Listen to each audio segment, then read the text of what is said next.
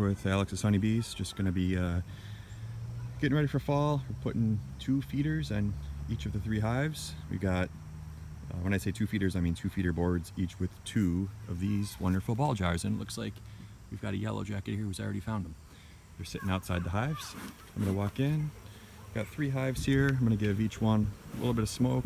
Actually, I'm only going to give the one on the left a little smoke because with the other one, I've only got to worry about the other 2. I've only got to worry about popping the covers. This third one here on the left that I'm looking at now, with this one, I'm not sure what I'm going to do actually. And it looks like my smoker's already gone out. I had this thing good and lit. Oh, there we go. A little bit of smoke. Don't take much. Just get rid of the guard bees here. A little puff at the entrance. Then we'll pop the top cover. Got quite a bit of activity here. These 2 hives are looking pretty healthy. This one also looking healthy. This one's the oldest. This is its 2nd year. This middle one here was caught from a swarm. And this last one here on the end is, these are Russian hybrid Italians. These guys had a slow start. They're doing pretty good these days though. I harvested honey yesterday, so there's a super up on top. That's actually a medium. I run all 8 frame mediums. Looks like there's a yellow jacket or some hornets on there, picking up some leftovers. Not a big deal, doesn't really concern me. There's enough bees here. These hives are strong. Have had some attacks lately from some bald-faced hornets. Somewhere there's a nest here. As you can see, I live in the middle of a city, so there's kids playing back here.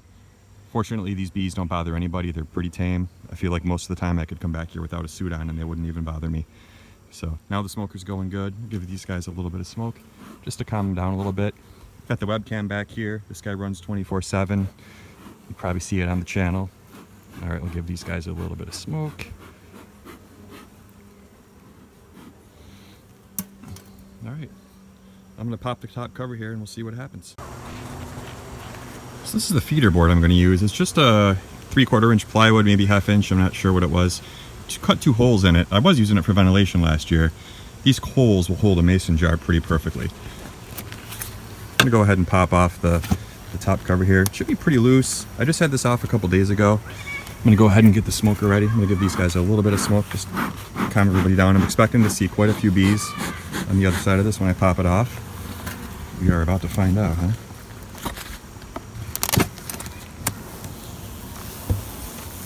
And there we go. Like I said, quite a few bees.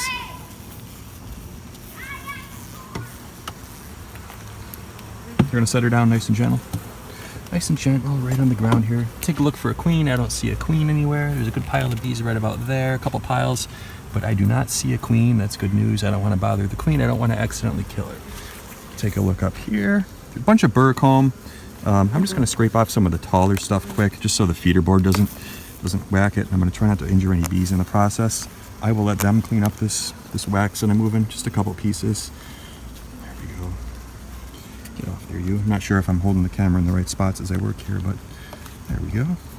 All right, and I'm going to go ahead and put the feeder board on. There we go. 2 holes. One. Grab the mason jars that are going on this guy. You can see the bees are pretty tame. They're not bothering me at all. I don't think one has come at me. There's the mason jar. I'm going to walk this guy over. I'm just going to put 1 in each of these holes here on top of the hive, upside down. They're full of sugar water. Right now I'm running about a little more than a 1-to-1. I know some folks are probably running 2-to-1 this time of year. It's early September. Upstate New York, we still got a good amount of warm weather left. I'm not super worried about the, look at that. There's a yellow jacket or a hornet. I'm not sure what it is. Nope, I missed it. Tried to kill him, but I didn't quite get him. Now what I need is a hive body to put on top of this, right? Because I'm going to throw the top cover right back on this guy. So what I'm going to do, these frames I harvested yesterday, these were all full of wonderful honey. You know what? There's a bald-faced hornet in there. Look at that. There's a whole bunch of yellow jackets and hornets in here. I was hoping the honeybees would pick up some of this extra wax and clean it out. Apparently they're not. There's some ants, all kinds of stuff in here. So I'm just going to grab this. I'm going to dump it outside. I'll come and pick it up later. Fortunately, I got a suit on, so I'm not super worried about any of the hornets, yellow jackets, or any of these other guys. There we go. Make sure it's empty. It is. I'm going to toss this guy right up on top of the hive here. Put a roof on him. Get out of there, you. Okay, there's one dead yellow jacket. I just whacked him. Killed him. and I just broke him in half, I think. Sorry about that, buddy. I didn't mean to do that to you.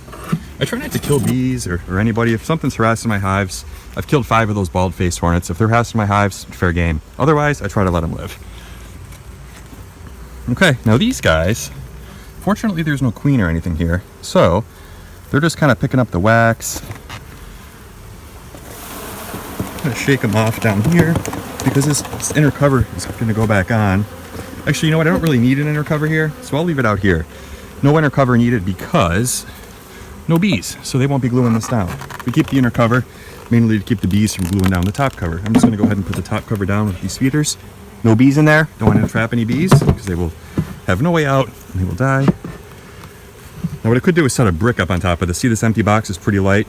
Good storm, wind, might move it around. However, here where I live, I'm really well protected. I'm down in a valley. The wind here is very light, even in the wintertime. I'm not super worried about it, so I'm just going to leave this guy here. I keep my hives all in this screened-in enclosure here to keep skunks, animals, everything else out. Chances are a mouse can get in if he wants to, but not super worried about the wildlife or anything. Take a look at the bees. I see a bunch of them bringing in some pollen, some other stuff. That's good. That means there's probably brood. There's another one of those hornets going around. These guys, the feeders look pretty good. They're still more than half full. I'm not going to change them. I'm just going to leave them just like that. There's an ant in there. One ant doesn't bother me. I'm not worried about him. This hive, feeders, they're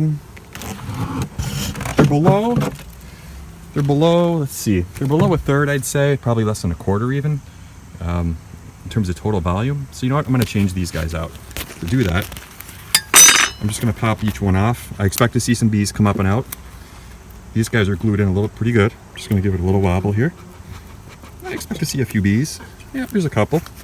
Let's set this guy down right here. Let those bees get out. And we'll change it out with a full one. I got a bunch of full ones right here. And then we're going to set this guy right back on here. Nice and slow and gentle. Don't want to hurt any of those bees. There's a bunch of bees in the hole. This doesn't have to be on here real tight. Just sit there.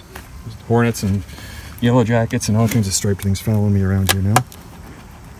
They love the sugar, of course. Pull this guy off. Look at that. There's a few bees. A bunch of bees in the lid. No queen. Perfect.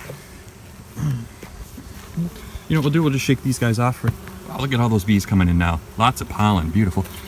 We'll shake these guys off. A little sugar on the entrance. That won't hurt them. All right, we'll grab another one of these full feeders. This guy right here. This guy still got a label on it. It was probably some kind of hard lemonade at one point. All right. I took a little longer than I wanted to, and now I got some bees popping out of this hole. So what I'm going to do is just try to coax him back in. Ooh, that guy's upset. He's trying to sting me on my glove. One bee upset so far. Sorry, little buddy. Okay, now when I cover this back up, I got to make sure I don't trap any bees in here. It looks pretty good. None in there. They all flew out. One bee upset. I might have pissed him off. I didn't smoke in here, you know, around the top cover when I pulled these off. I usually don't when I'm just changing feeders. I don't find it necessary. There's a bee with a bunch of pollen on him. Look at that. Some pollen right there. Gorgeous. Shake him off. See if I can get rid of him. Just a little blow and he's gone. Seal this guy back up. There's no bees in there. There's a couple trying to get in. You guys get back in the hive and enjoy your fresh sugar. And that's it. We added feeders to one hive. We changed them on the other. We're going to leave the middle one for now. It looks pretty good. That's it. I'm going to take these empty ones back in the house. Mix them, put them back in the fridge for next time. And I've got a bunch that can just sit here. What I do is I throw them back in the fridge so the sugar doesn't get moldy or go bad. I tape the tops shut with some duct tape. And I just rip it off when I'm going to put them on next time. Yep. All right. Thanks for watching. Appreciate it. This is Alex. Alex Sunnybees.